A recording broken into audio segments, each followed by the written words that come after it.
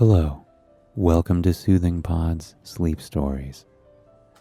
My name is Arif, and today I would like to help you relax and fall asleep guided by my voice and the story you are about to hear.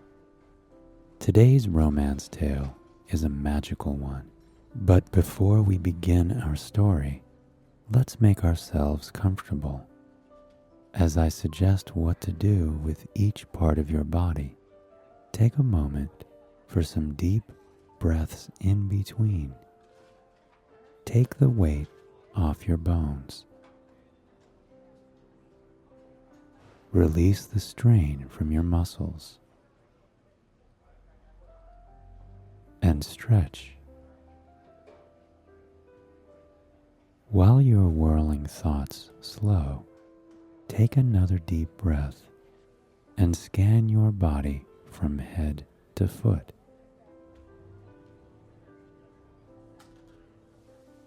Pause on places that feel tight or stiff and breathe there. Just acknowledging where you house your stress can open the doors. And let it go. If thoughts of your busy day interrupt you, just let them go.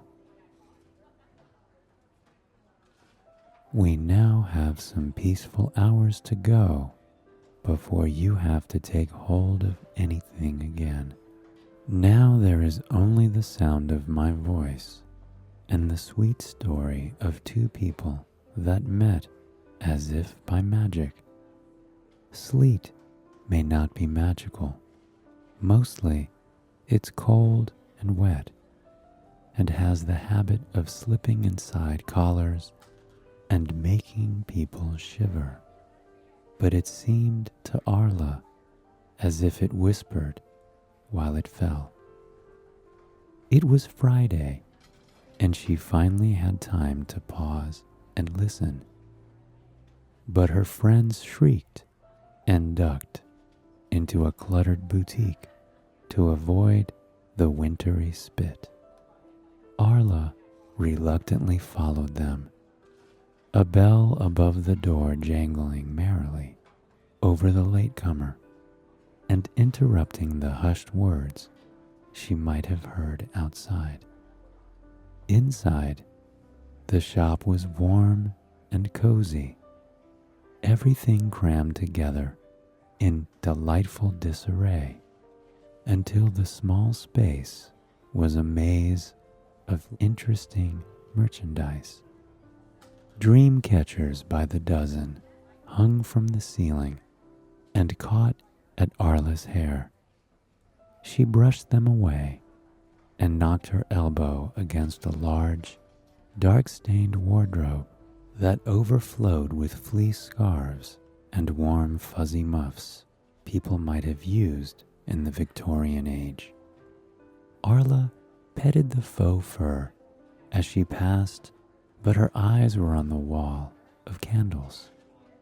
Her friends sniffed one, and then another brightly colored candle, and compared scents. Lavender as subtle as a good night's sleep. Frankincense so strong it made their noses wrinkle. And sandalwood with a sexy draw that had them try it twice. Then there were strange concoctions and candles that were flecked with green and mysterious flotsam. Those had long explanatory tags that labeled them white witchcraft and explained the long-believed associations of each ingredient. The candle marked love was a surprising blend of orange blossoms and mint, all promising to attract that which the heart wanted.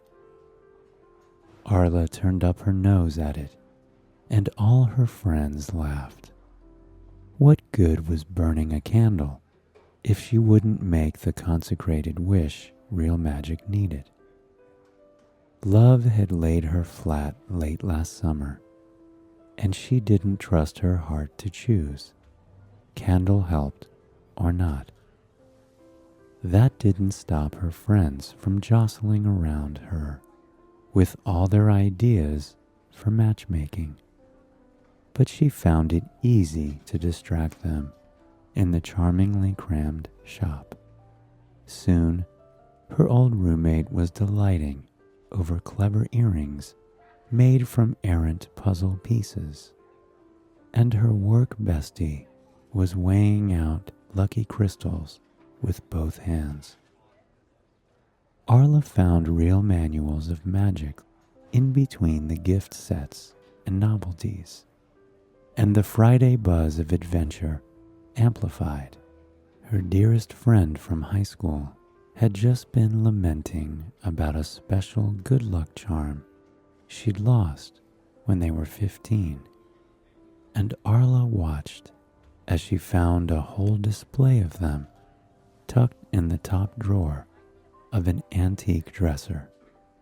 In fact, all her friends were clutching items they'd been looking for ages. Why didn't she know what she really wanted? Instead of searching, Arla stood gazing at an old china hutch full of crystal balls. She never knew they came in any other color but clear, and her eyes were caught by an orb of rose quartz. For finding love, the shop clerk told her as she appeared from a back room hidden behind a curtain.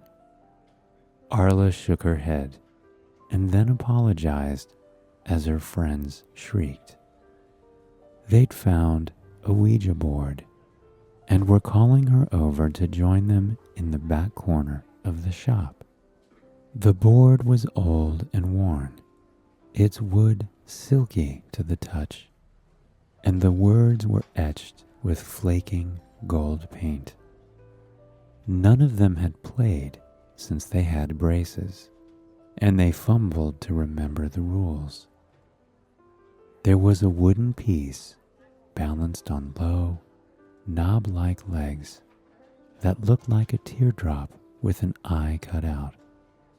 Arla read the small placard on the table and informed her friends it was called a planchette. They each placed one finger lightly on the planchette and waited for it to move. The question, of course, was who Arla would fall in love with and when. The wooden eye swept side to side. Its movements reminded Arla of the sleet whispering outside.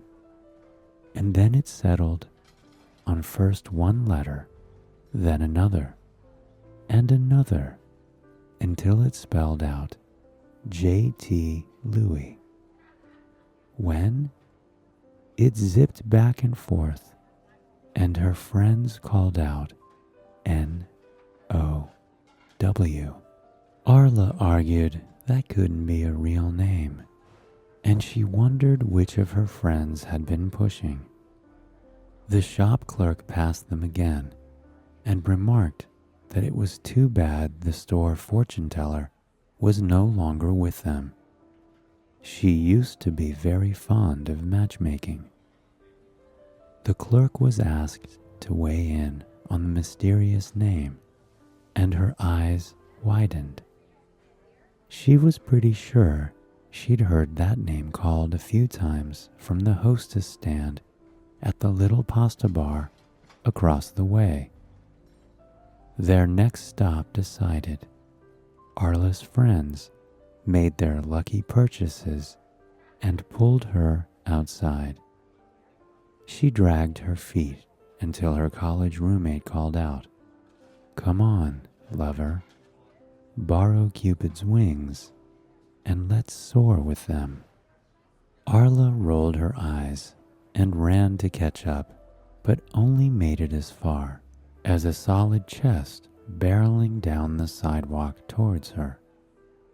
She apologized for the crash, blamed it on her friend, badly quoting Shakespeare, and watched as the young man's jaw dropped.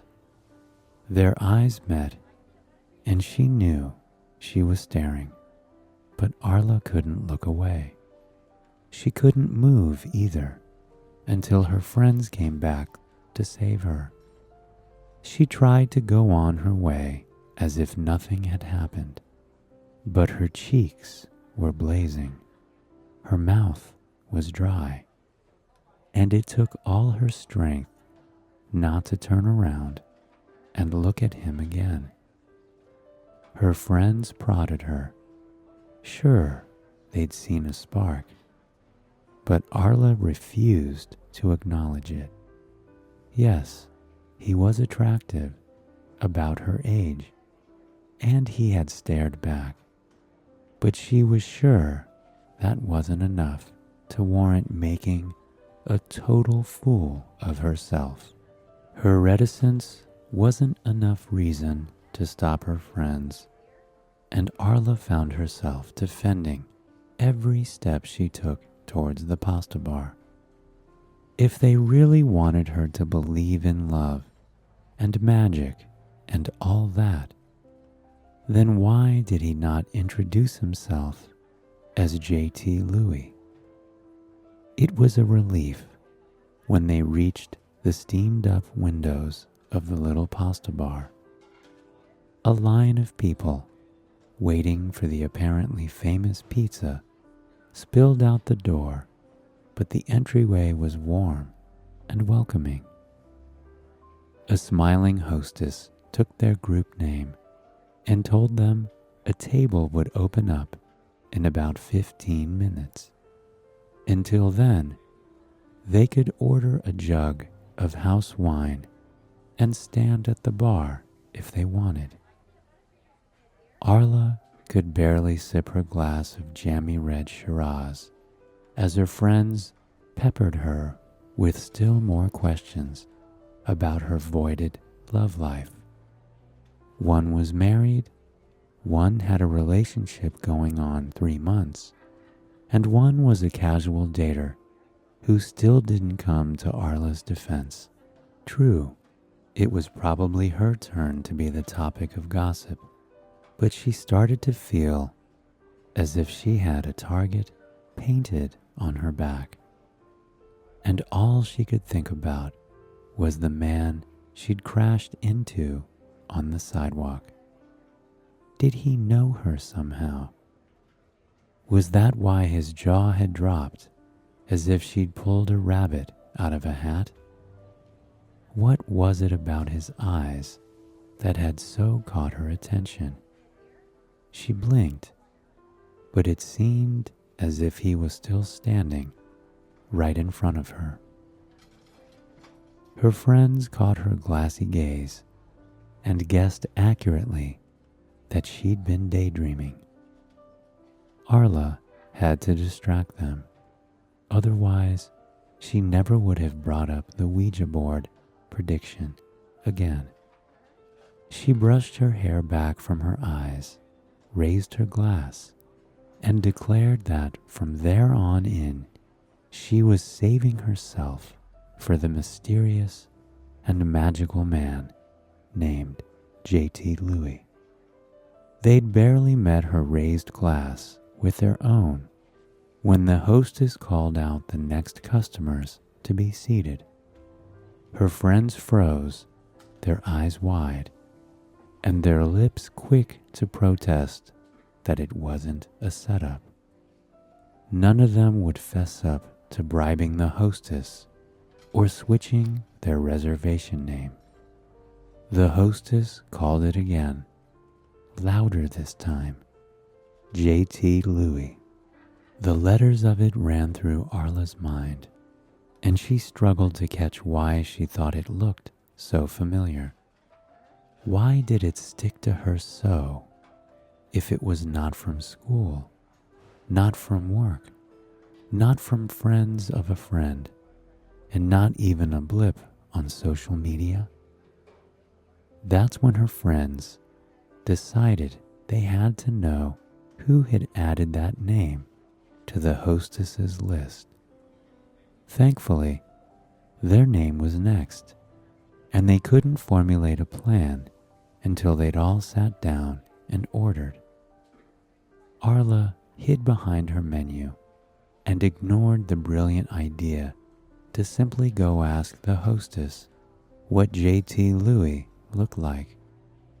Her friends asked the waiter, who was too busy with drink orders, to do more than shrug.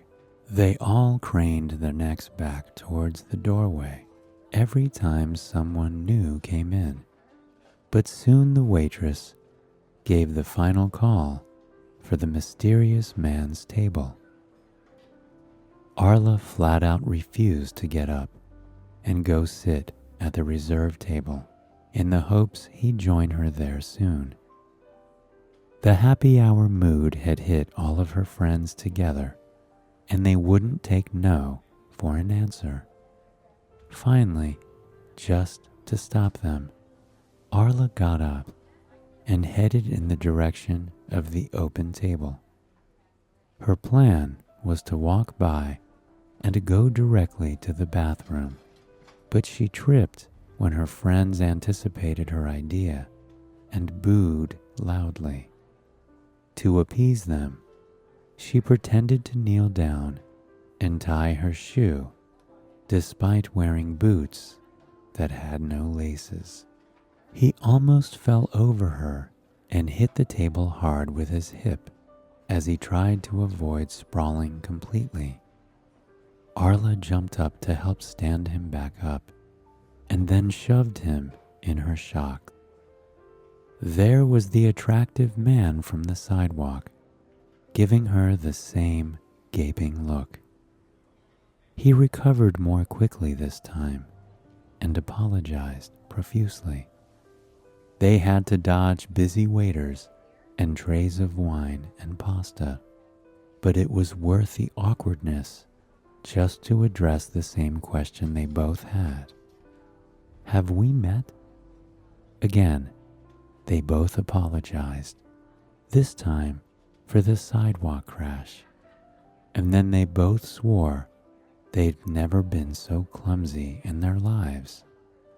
It took a few moments of awkward back and forth before he finally asked how her evening was going.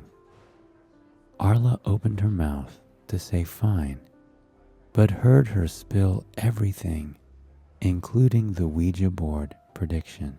She thought he would have disappeared after that, but instead, he shook his head in amazement and stayed right where he was in front of her.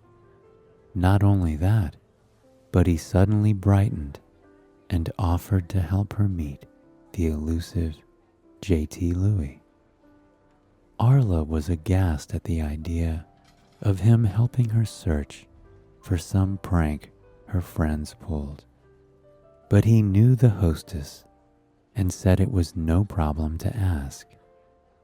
That way her friends would be satisfied and she could enjoy the rest of her evening. Then he winked and wondered aloud if J.T. Louis was an extremely repulsive individual and she would be better off having a drink with him. She was about to agree when her friends called out to ask her where was J.T. Arla turned to answer them, and her repeat crasher, maybe now becoming a crush, slipped off to the hostess stand without her. Arla watched him lean across the hostess stand and whisper with the lovely lady there. She felt a squeeze of jealousy in her chest, followed by immediate panic. What did she care who he knew or talked to? They had only run into each other twice, and she'd forgotten to ask his name. Arla was about to despair completely when he turned to smile at her and wave her over to the hostess stand. The hostess greeted her warmly and looked between the two of them more than once, as if trying to decide something, She must have seen flutters of panic in Arla's eyes, because she patted her hand gently before asking for the name, J.T. Louis. It sounded ludicrous to say out loud, but then again, she'd already babbled it to the most attractive man she'd met in months. The hostess grinned and pointed to the man in question. Arla didn't believe it. The man she'd crashed into twice already was actually named J.T. Louis. The hostess was certain. They went way back, and then she went right back to work. J.T. gave Arla a lopsided grin and wondered if maybe she wanted to go out for a drink. Her knees were wobbly. She couldn't possibly make it out the door and down the sidewalk. Plus her friends were all falling over themselves, trying to get a peep at what was happening. He pushed again to go somewhere else, but then graciously led Arla to an open spot at the bar. She should have asked a dozen questions. What did the J stand for? How did he know the hostess? Had he ever been to the odd little boutique with the Ouija board in the back? Instead, Arla found herself having an easy and pleasant conversation about pizza. Her stomach took notice, and they both suggested they have dinner together at the same time. They even agreed on the same toppings and style of crust. It really was as if they'd been made for each other. Arla was kept busy trying to ignore her friends, all of whom were trying to peek around a potted palm tree together. Otherwise, she might have seen the look J.T.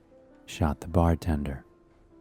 Apparently, the bartender missed it as well, because he strolled up and called J.T.